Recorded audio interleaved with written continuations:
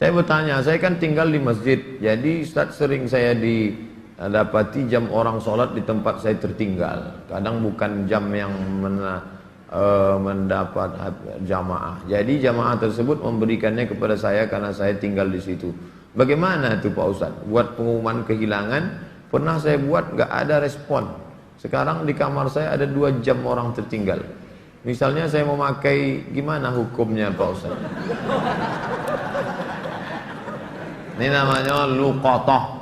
Luqatah, barang temuan, itu menjadi milik engkau wahai adinda kalau sudah setahun tak ada pemiliknya.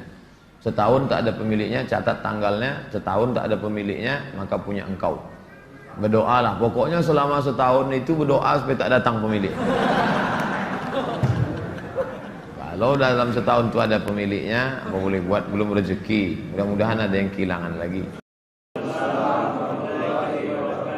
Alhamdulillah wassalatu wassalamu ala Rasulillah wa ala alihi wa sahbihi wa man tabi'ahu wa mawala. Subhanaka la ilma lana illa ma 'allamtana innaka antal alimul hakim. Rabbi shrah li sadri wa yassir li amri wa hlul 'uqdatam min lisani yafqahu qawli. Yang sama-sama kita hormati Bapak Haji Lau beserta ibu, keluarga, beserta seluruh karyawan yang tak dapat saya sebutkan satu persatu. Yang sama-sama kita hormati Ketua Pembina Yayasan Tabung Wakaf Umat Al-Mukarram Ustadz Tatang Yudiansah, Ketua Pengurus Yayasan Ustadz Al-Nafdinar beserta Ustadz Jamal dan rombongan. Insyaallah semua kita dimuliakan Allah Subhanahu wa ta'ala. Saya senang sekali pada pagi hari Jumat yang penuh barokah ini bisa bersama dengan keluarga besar Lau Star Collection. Star, bintang, cahaya, terang benderang. Kalau Tuhan pergi ke kota Padang, jangan lupa menginap agak 2 malam. Karena cahaya ini terang benderang, muko ambo pun jadi kalam. Muko poster kau maksudnya kalam. Mangga ndak dicerahkan sekedar. Eko di video kau nampak hitam kok. Tapi alhamdulillah ada tim media kita yang mengedit nanti luar biasa. Kalau tidak percaya bisa nanti ditonton di channel Tabung Wakaf Umat Official. Jangan lupa subscribe, like, share, and comment. Jadi kami dari Yayasan Tabung Wakaf Umat membangun pondok pesantren di tanah wakaf yang ada di Simpang Bingung. Yang bingung-bingung selama ini lewat di Simpang Bingung, setelah jembatan Leton belok kiri sebelum TPU Kopit. Ada di sebelah kanan itu namanya YTWU. Jadi nama slogannya, singgahlah ke YTWU sebelum ke TPU. Kalau sudah di TPU jangan lagi ke YTWU, karena kami tidak menerima hantu. Sahabat-sahabat sekalian, di antara yang mensupport pesantren ini adalah Haji Lau. Mudah-mudahan panjang umur, sehat badan. Amin. Pada saat Covid, lockdown semuanya dari Maret 2020. Tidak keluar. Saya hanya kajian online saja. Maret, April, Mei, Juni, Juli, Agustus, 6 bulan tidak bisa keluar. Karena syarat mau keluar waktu itu berat sekali. Mesti rela cucu hidung, swab. Amal belum tentu bertambah, lubang hidung bertambah besar. Akhirnya kita pun kumpul bersama-sama sebanyak 35 orang. Lahirlah yayasan tersebut. Jadi asa antakrahu syai'an, boleh jadi kau benci sesuatu, wa yaj'alallahu fihi khairan katsira. Tapi di balik yang tidak kita suka itu, di balik kebencian itu ada hikmah yang luar biasa. Hikmah dari Covid itu bagi kami kawan-kawan sahabat-sahabat adalah terbentuknya Yayasan Tabung Wakaf Umat. Tanggal 6 bulan 6 2020. Dan sekarang sudah bulan 6 2022. Jadi tanggal 6 bulan 6 itu ulang tahun Yayasan Tabung Wakaf Umat. Di balik kebencian, di balik musibah, di balik ketidaksukaan, ada hikmah yang luar biasa. Asa an takrahu syai'an, boleh jadi kamu benci sesuatu, wa huwa khairul lakum. Tapi sesungguhnya di balik kebencian itu ada kebaikan. Kita mesti banyak merenung dan berfikir. Jadi hikmah dari Covid, banyak sekali bisnis yang tumbang, banyak sekali orang tidak bisa keluar. Tapi ternyata di antara hikmahnya adalah Yayasan Tabung Wakaf Umat. Yayasan Tabung Wakaf Umat ini bergerak di bidang pendidikan. Alhamdulillah tahun ini sudah menerima santri tahun kedua. Hafal Quran gratis. Adik-adik, kawan-kawan, sahabat-sahabat, silakan datang ke pesantren Nurul Azhar.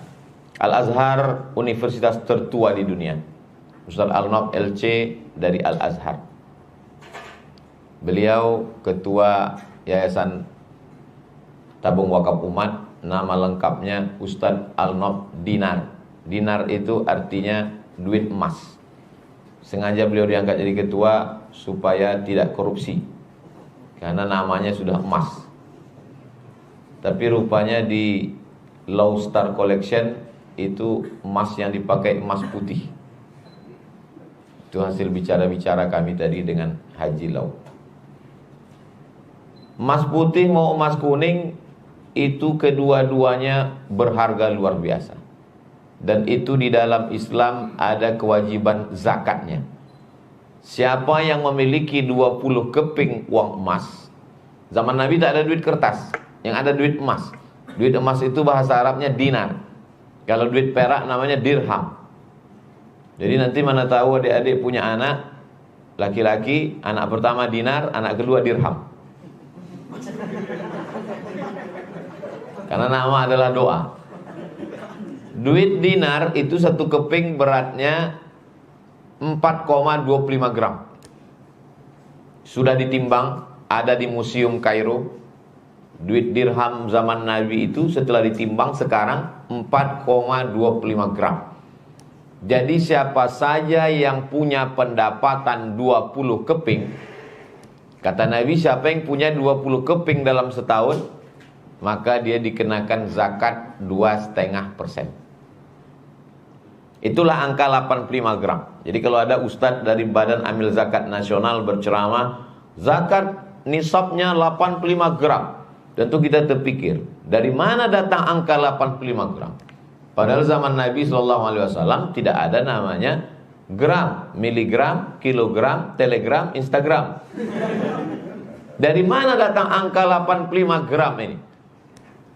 85 gram itu berdasarkan dinar yang ditimbang. Dicari dinar itu ada, disimpan di museum. Satu keping beratnya 4,25 gram kali 20 keping sama dengan 85 gram. Setiap dapat 85 gram kena zakat 2,5%. Kalau dirupiahkan sekarang 85 gram. 1 gram emas itu tentu keluarga besar Low Star Collection lebih tahu harga emas. 1 gram itu 1 juta sekian. Tapi karena kita udah lama kenal, 1 juta aja lah. Jadi kali 85, mudah kalau mau ngitung zakat bisa dihitung sendiri. 85 gram kali 1 juta berarti 85 juta. Siapa saja yang berpenghasilan 85 juta selama 12 bulan, hitungan Qamariyah, Muharram, Safar, Rabiul Awal, Rabiul Akhir, Jumadil Akhir, maka dia wajib mengeluarkan 2,5%. Jadi kalau 85 gram kali 1 juta, 85 juta, bagi 12 bulan, itu 1 bulannya ya lebih kurang 7 juta sekian. Jadi bagi keluarga besar Low Star Collection, 7 juta itu upil-upil aja tuh. Karena berdasarkan bisik-bisik kami dengan Haji Lau tadi sebentar, walaupun beberapa menit sementara kata sambutan tadi, Ustaz Somad, pegawai-pegawai kami ini itu gajinya itu bukan per bulan, per hari, bahkan per detik. Karena dia pasang batu tuh sekian pasang, sekian hitungannya. Sekian pasang, jadi sekedip mata langsung ada gajinya. Nah, itu. Ada yang satu hari itu bisa masang sekian, gajinya sampai 1 juta, ada yang bisa sekian juta. Jadi begitu Pak Haji Lau tadi mengatakan, kalau 1 hari bisa 500 ribu, langsung kalkulator kepala saya berjalan.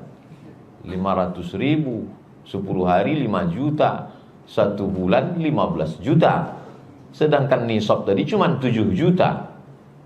Nah, itu jadi ini nampaknya masing-masing ini 1 hari mungkin 1 juta.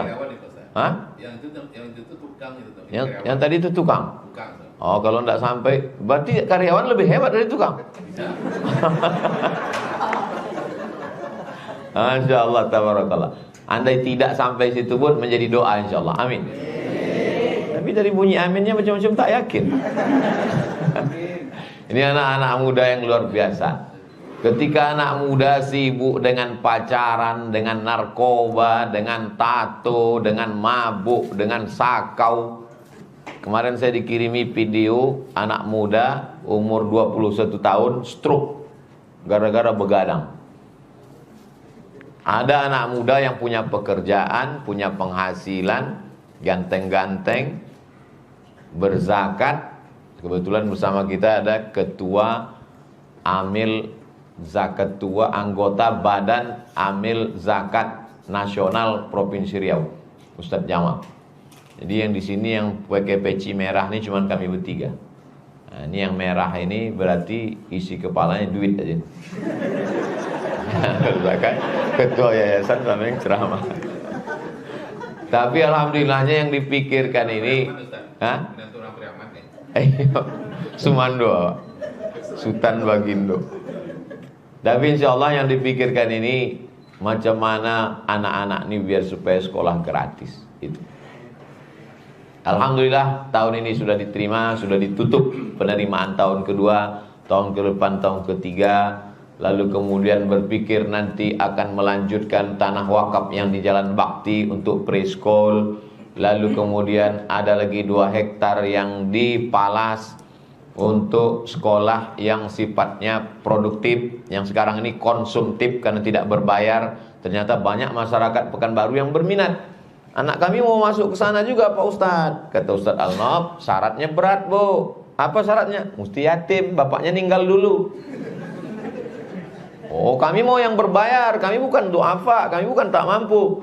Kalau gitu kita akan buat yang berbayar.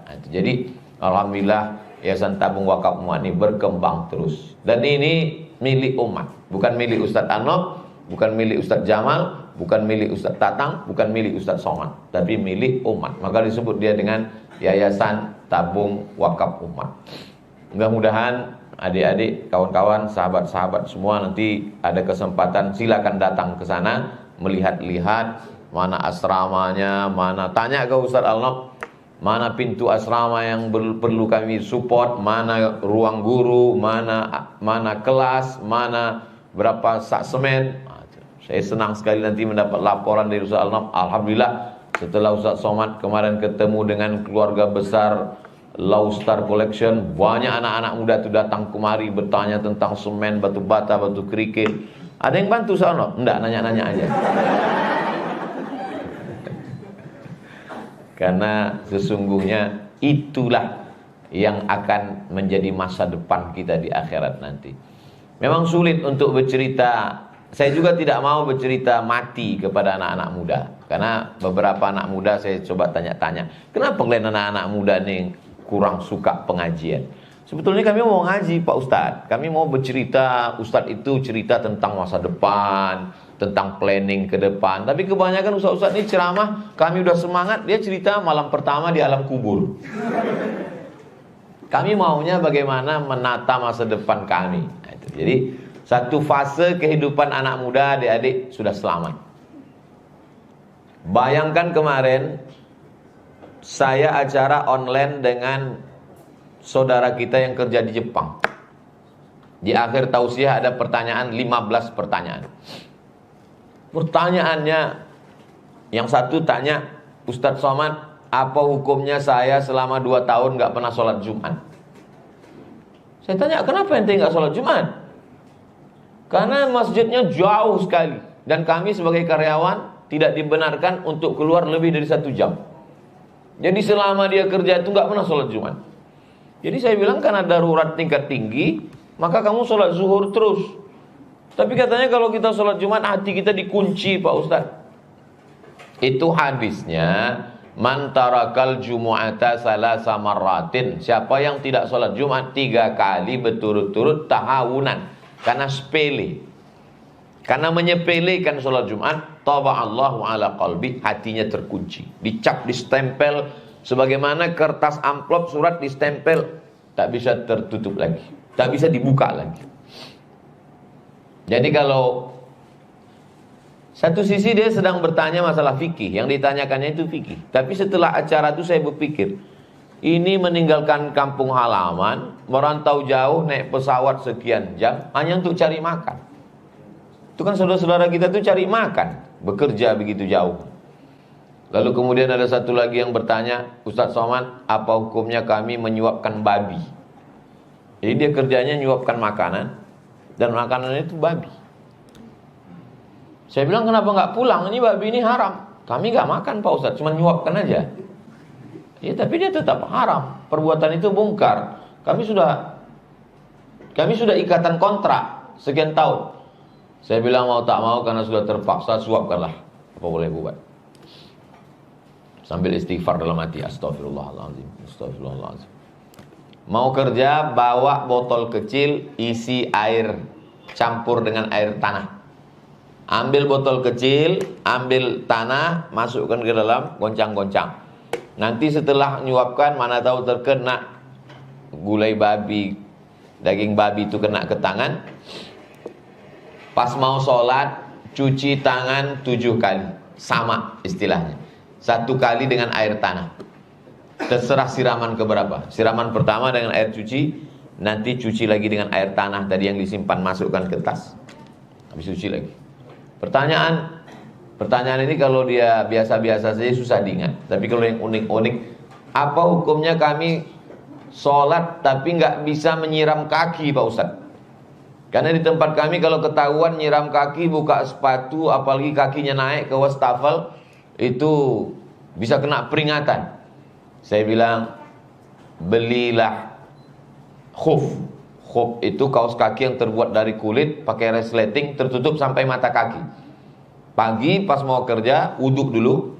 Setelah wuduk pakai itu khuf. Nanti selama 24 jam kalau mukim musafir 3 hari 3 malam, boleh nanti pas wuduknya kakinya nggak usah lagi disiram. Cukup diusap saja. Basahkan kaki, lalu kemudian usap bagian atasnya. Bagian bawahnya tidak usah.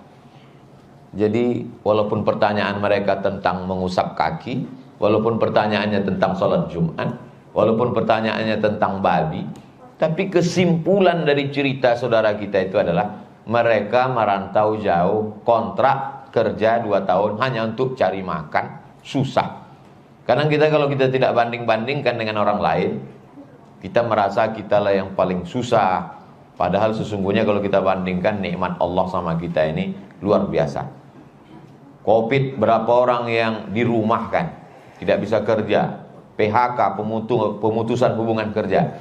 Tapi adik-adik, sahabat-sahabat sampai hari ini masih nyaman, itu nikmat yang besar. Satu fase dari kehidupan sudah lewat.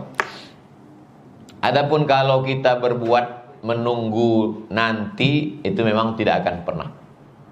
Kapan kita mau bersedekah? Nantilah setelah nabung, setelah nikah. Saya ini belum bisa Pak Ustadz, karena sekarang masih mencari kepribadian. Maksudnya rumah pribadi, mobil pribadi.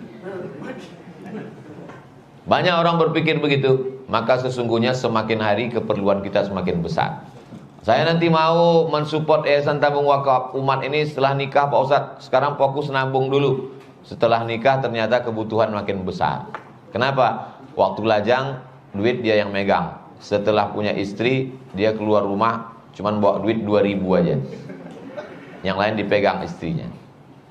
Nantilah Pak Ustadz setelah punya anak, ternyata setelah anak lahir kebutuhan makin besar. Nantilah setelah anak selesai sekolah, ternyata setelah anak selesai sekolah masuk kuliah, kebutuhan lebih besar. Karena nantilah setelah anak kerja, ternyata setelah anak kerja dia mau nikah, modal menikahkan anak makin besar. Nantilah Pak Ustadz setelah pensiun, rupanya pensiun belum selesai, malaikat maut datang duluan. Jadi kalau berpikir nanti, nunggu waktu lapang, tidak akan pernah. Makanya sempat-sempatkan selagi bisa. Amal ini terbagi 3. Yang pertama amal badan. Jadi sholat Jumat, baca surat Al-Kahfi hari Jumat, banyak-banyak sholawat hari Jumat, itu amal badan. Yang kedua adalah amal harta. Zakat, wakaf, infak, sedekah, wasiat, hibah, ghanimah. Ini amal harta. Ada lagi yang ketiga namanya amal hati. Kalau amal badan, badannya bergerak, tegak, ruku, sujud, zikir, mata lihat Quran, itu amal badan. Kalau amal harta, duitnya aja yang keluar. Makanya kadang ada orang yang diam di rumah, tapi amal hartanya luar biasa. Mensupport anak yatim, fakir miskin, doa pondok pesantren. Ada lagi hartanya tidak keluar, badannya tidak bergerak, itu amal hati. Sabar. Kalau diberikan tawaran kepada jamaah antara yang 3, banyak kali yang milih, kalau gitu saya amal hati aja Pak Ustaz. Makanya banyak judul kajian sabar. Jamaah sekalian, pengajian kita tentang zakat. Itu banyak orang ketika cerita zakat langsung naik jantung koroner, diabetes meletus, gula darah, kumat semua. Kajian kita adalah tentang sholat-sholat sunnah, sholat duha, sholat qobliyah, sholat ba'diyah, sholat tahajud, sholat awabin, sholat isyraq. Capek lah Pak Ustaz. Sholat zuhur aja kadang lupa, sholat subuh aja kadang menyatu dengan duha. Jadi kalau cerita amal badan dengan amal harta banyak orang. Tapi kalau cobalah perhatikan kajian-kajian itu lebih banyak yang suka amal hati. Kajian kita petang ini adalah masalah hati, masalah sabar. Apapun yang terjadi dalam hidup ini kita mesti sabar. Sendal kita hilang, sabar. Helm hilang, sabar. Suami hilang dilarikan pelakor, sabar. Jadi banyak orang memilih padahal ketiga-tiganya itu adalah amal yang akan kita bawa menghadap Allah Subhanahu wa ta'ala. Sampai masanya ruh ini keluar dari jasad. 2 hari yang lalu Ustadz Al-Nok WA saya, Ustadz, ini alumni Al-Azhar meninggal dunia. Mungkin adik-adik, kawan-kawan sebagian kenal Ustadz Tajuddin Nur, Imam Masjid Arfa'un Nas, Undri, Panam. Beliau itu adik kelas kami. Kalau secara umur lebih tua saya. Kalau dilihat dari fisik lebih sehat beliau. Tapi rupanya ajal kita tidak tahu. Meninggal dunia. Yang saya kesalkan adalah kalau dengan TWU ini alhamdulillah ketemu. Setiap bulan saya khususkan hari Jumat, Sabtu kosong untuk ketemu. Itulah yang saya khawatirkan, itu selalu ketemu.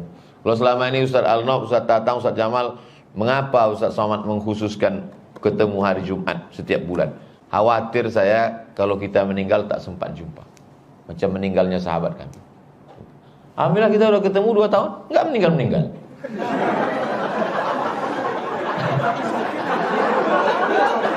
Enggak, sampai sekarang di antara YTWU ini belum ada yang meninggal. Itulah yang saya kesalkan itu. Kenapa saya tidak datangi kawan-kawan? Kenapa kemarin tidak membuat halal bihalal? Oh iya, tidak buat halal bihalal. Enggak buat halal bihalal. Kalau halal bihalal kan ketemu. Makanya tadi waktu sampai di pintu ada yang ngajak saya foto di pintu tadi. Begitu sampai, Ustaz Somad foto sebentar. Saya selalu husnuzon. Kenapa jamaah ini banyak ngajak foto? Supaya kalau pas saya meninggal, dia ada alat untuk posting. Dia posting, habis itu dia lingkari innalillahi wa inna ilaihi raji'un. Habis itu yang di bawah komen langsung amin amin amin amin amin amin. Paling tidak kita didoakan orang. Tinggalkan kenangan yang baik. Kita mungkin tidak hafal Quran. Saya tak hafal Quran. Dulu memang di Al-Azhar wajib, tanya Ustadz Al-Nom, wajib ngapal Quran 8 juz. Tahun pertama 2 juz, tahun kedua 2 juz, tahun ketiga 2 juz, tahun keempat 2 juz. 8 juz, lulus baru pulang. Tapi setelah pulang ini kadang tidak, ngulang kadang hilang hafal. Naik pesawat 2 kali hilang 4 juz. Padahal kita udah berusaha betul nggak melihat pramugari ini. Mata ditundukkan. Tapi dia nyapa juga. Bapak mau nomor berapa? Udah jelas nomor itu sudah. Begitu duduk, datang lagi dia menyapa. Ikat pinggangnya, seat beltnya belum dipasang. Datang lagi, mau minum apa? Kata dia.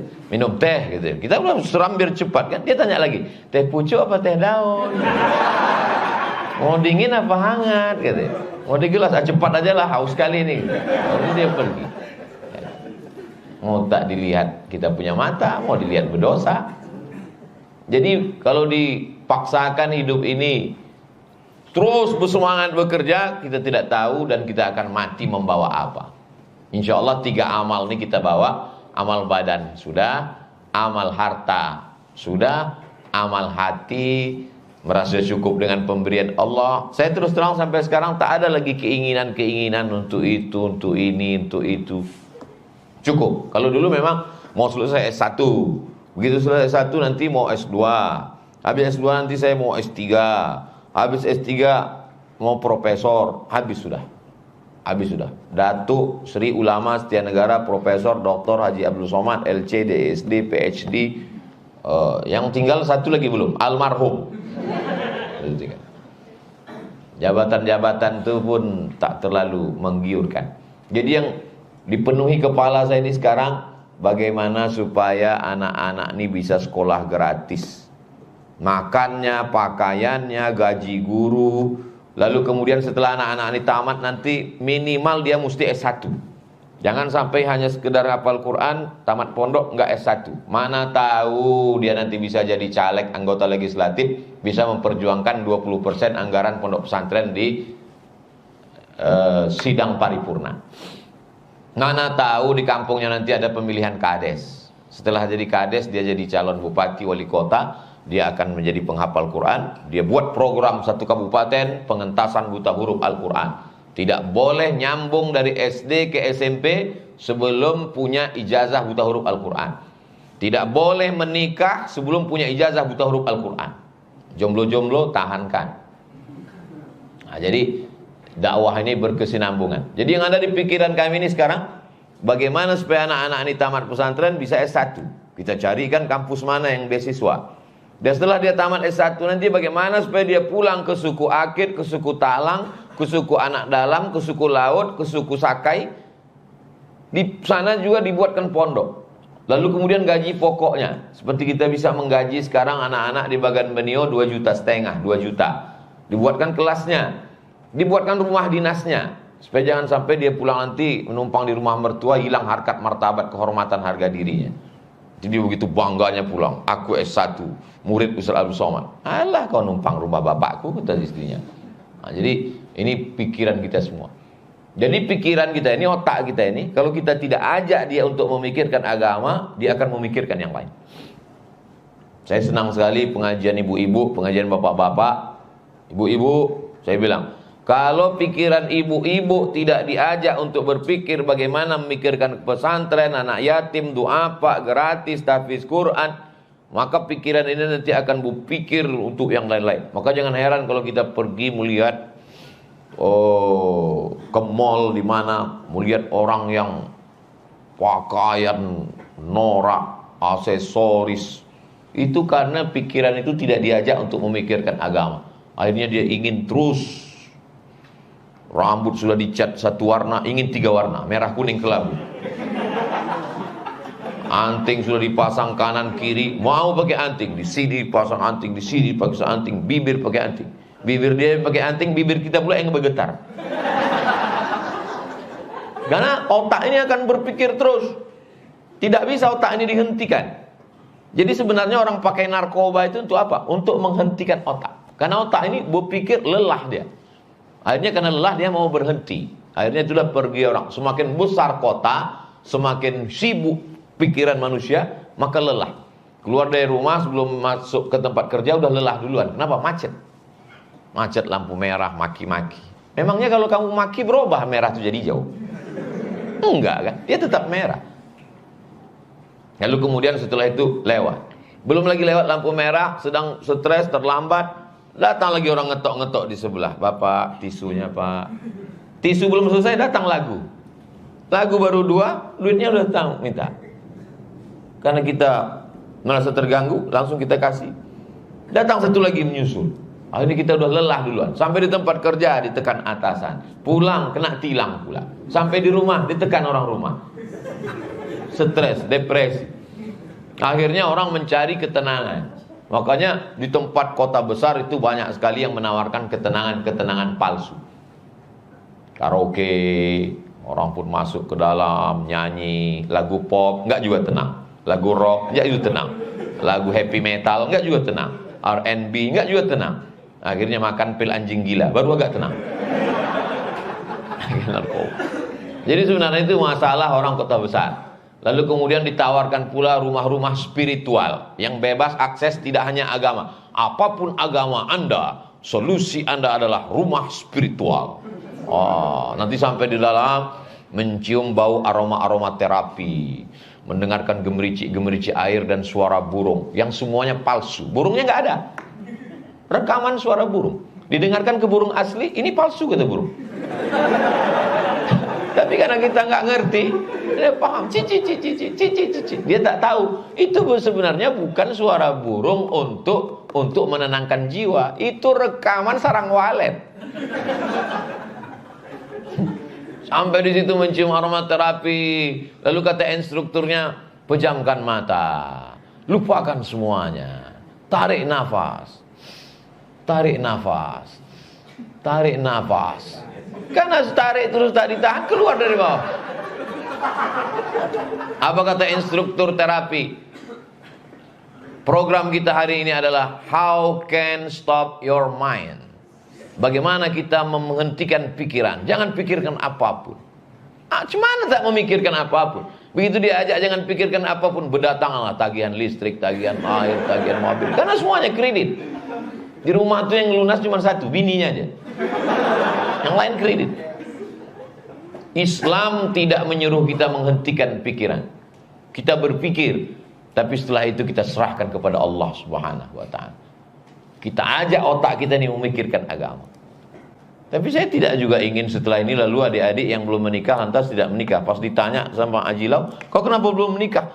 Aku memikirkan agama. Sampai tidak sempat memikirkan dia. Kata Haji Lau, enggak segitunya juga kali. Jadi memikirkan orang rumah juga itu bagian dari agama. Karena menikah itu dalam hadis, man tazawwaja, siapa yang menikah, faqadis takmala nisfal iman. Dia sudah menyempurnakan setengah iman. Jadi itu juga bagian dari agama. Kerja ini juga agama.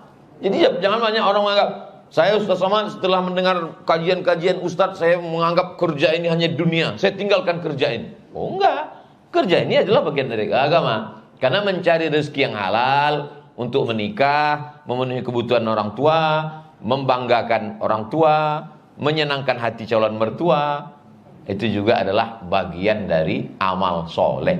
Itu masuk dalam kategori illalladzina amanu wa amilus shalihat. Itu amal soleh. Bahkan menikah itu pun amal. Tapi pahami kalimat saya ini, jangan dijelaskan sendiri. Banyak juga jamaah ini sekarang pandai mendengar ceramah, dijelaskannya sendiri. Akhirnya dia mau nikah terus ditanya sama istrinya.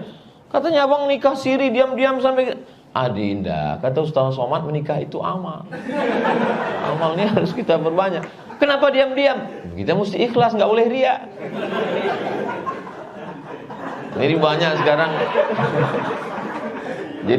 sekarang yang ketawanya nyusul belakangan itu lama pahamnya.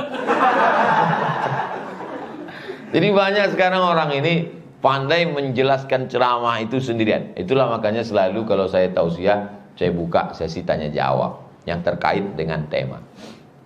Sebetulnya apa judul kita pada pertemuan ini, Ustaz? Hidup sekali, buatlah hidup ini bermakna. Nah, itu tujuan. Itu tema kita. Saya tadi dijanjikan Ustaz Somad mesti datang jam 10.30, pas on time. 10.28 saya sudah sampai. Sampai sini 10.30. Karena saya tahu ini berhadapan dengan Haji Lau, mereka inilah orang-orang yang on time. Beda kalau di masjid. Masjid kita udah duduk, baru diumumkan, jamaah Ustaz sudah nunggu setengah jam. Dan kawan-kawan on time. Dan kita sebagai seorang muslim diajarkan on time. Kalau sudah jam 5 kurang 10 waktu Pekanbaru, mau tidak mau, suka tidak suka, azan berkumandang. Kalau sudah masuk jam 6 lewat 25, mau tidak mau, waktu subuh sudah habis. Alhamdulillah Ustaz Somad, anak saya ini dulu memang nggak tamat pesantren, nggak sholat, tapi setelah mendengar ceramah Ustaz Somad, Masya Allah, tabarakallah, mau berangkat kerja, saya tengok dia sholat duha. Dulu sholat subuh pun nggak, sekarang sudah sholat duha. Tapi ada yang agak unik Pak Ustaz. Kenapa? Saya tengok dia baca kunut waktu duha. Kira-kira itu mazhab apa ya Pak Ustaz? Itu namanya mazhab kesiangan, Bu. Alhamdulillah Ustaz Somad, anak saya ini dulu nggak sholat, setelah sering dengar ceramah Ustaz Somad di tabung wakaf official itu, sekarang sholatnya Masya Allah. Sholat apa Bu? Sholat Jumat. Inna awwala ma yuhasabu bihil abdu yaumal qiyamah. Yang pertama kali dihisab, dihitung nanti pada hari kiamat adalah sholat. Masa depan kita sesungguhnya itu sholat. Masa depan menikah, punya anak, bekerja, itu masa depan. Tapi ada di atas itu semua bagi orang yang beragama adalah sholat. Itulah masa depan kita. Sebagaimana yang tertulis, I am future ready. Saya siap untuk masa depan. Masa depan yang mana? Masa depan sekedar hidup ini sementara. Selesai kuliah 25, nabung 2 tahun 27, menikah 28, punya anak 30, 40 anak tamat SD, 50 anak masuk kuliah, 55 anak menikah, pensiun. Alhamdulillah Pak Ustadz, sudah saya siapkan kos-kosan. Berapa banyak? 100 pintu. Wow, amazing. Baru pintunya aja Pak Ustadz. Dulu orang umurnya bisa panjang, sekarang semua makanan kita jadi penyakit. Kenapa? Karena kolesterol, karena gula. Masuk gula ke dalam darah, darah membeku. Dimakan obat pengencer darah, datang penyakit pinggang, gagal ginjal. Satu-satunya makanan yang masih sehat hari ini adalah salalawa.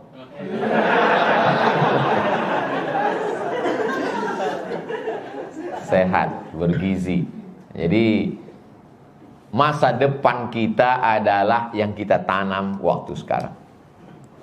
Bersyukurlah punya komunitas, punya atasan, punya pimpinan yang tidak hanya memperdulikan gaji, insentif, tapi memperdulikan akhirat.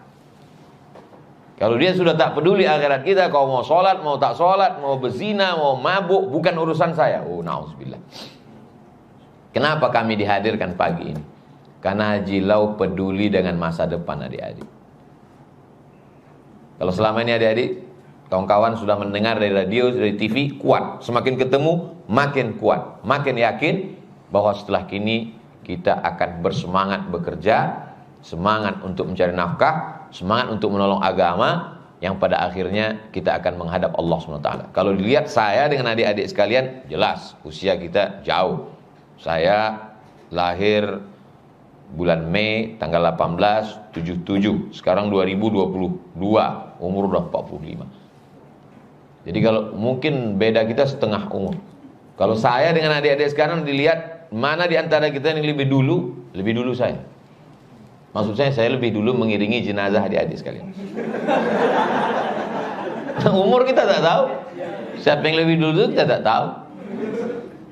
Jadi dengan mengingat mati itu bukan membuat kita menjadi santai, loyo, letoy, lemah, lesu, lunglai.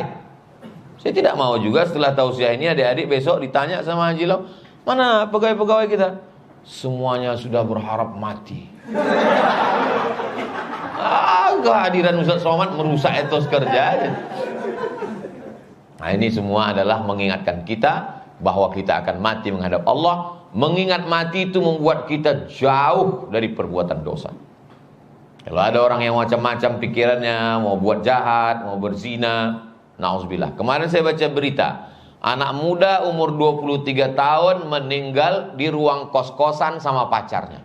Bayangkan itu malunya. Yang laki-laki meninggal. Pacarnya turun ngasih tahu ke penjaga kos-kosan, "Pak, tengok di atas, rupanya sesak napas, langsung meninggal." Mati, keluarga malu, luar biasa. Nah, ini semua menjadi bekal, menjadi pikiran. Ceramah saya ini boleh dipotong-potong. Nanti kalau ada yang pandai memotong, dipotongnya cerita tentang mati tadi. Kirimkan ke grup-grup kawan-kawan yang masih belum tobat. Kirimkan judulnya mati.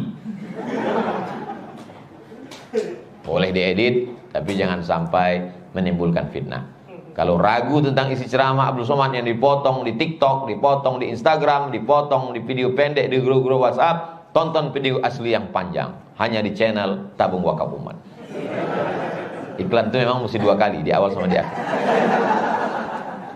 Lebih kurang 45 menit. Tadi jam setengah 11, sekarang jam 11.15.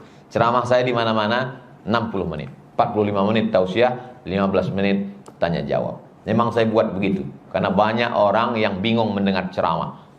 Mukanya bukan karena memikirkan ceramah, dia mikir kapan ceramah ini selesai. Tapi orang yang dengarkan ceramah saya, dia tahu Ustaz Somad ceramah pasti 60 menit. Walaupun botolnya tidak 600 ml, tapi tetap 60 menit. Di antara yang diinginkan manusia adalah kepastian. Kita pasti mati. Masalah matinya kapan? Tak ada yang tahu pasti. Kapan tausiah ini berakhir? 60 menit akan berakhir. Orang ingin kepastian. Seperti adik-adik juga ingin kepastian. Hubungan kita ini sebenarnya mau dibawa kemana? Tapi dunia ini tak ada yang pasti. Kenapa? Karena semuanya serba gonjang-ganjing. Yang katanya pasti kaya, rupanya tak kaya. Yang katanya pasti sehat, rupanya penyakitan. Yang katanya pasti sukses, masukkan anak Anda ke universitas ini, pasti sukses, tamat pengangguran. Satu-satunya yang pasti adalah mati. Maka siapkanlah bekal menghadap Allah Subhanahu wa ta'ala. Itu yang dapat saya sampaikan. Banyak kata-kata saya ini tidak tepat, menyinggung perasaan, tak berkenan di hati. Saya mohon maaf. Aqulu qouli hadza astaghfirullah li wa lakum. Kalau ada yang mau ditanyakan, saya akan jawab. Pertanyaannya boleh terkait ini, boleh yang lain, tapi yang kira-kira menambah amal. Pertanyaan yang menambah amal. Adapun pertanyaan yang tak menambah amal, tak usah. Sama saya mau nanya, apa pertanyaannya? Kira-kira nanti kalau kita ke bulan, kiblatnya kemana? Wallahu a'lam. Assalamualaikum warahmatullahi wabarakatuh.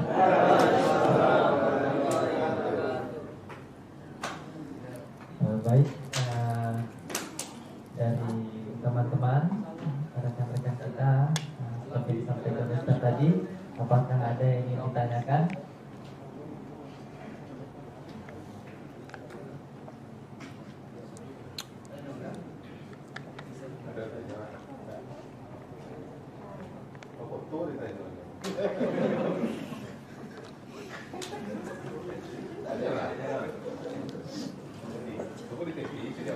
Kita diberikan kesempatan 15 menit ya Ustaz ya? Boleh. 10 menit, udah habis 5 menit.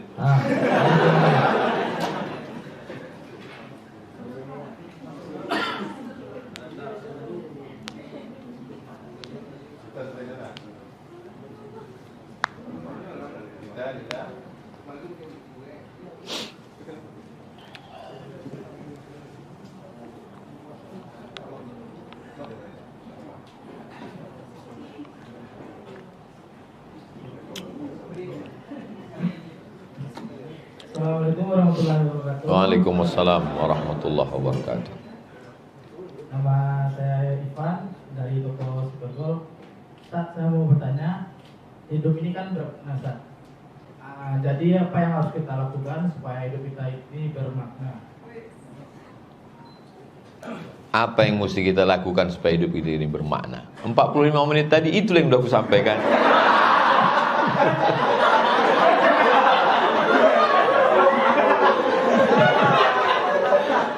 Kita mesti beramal.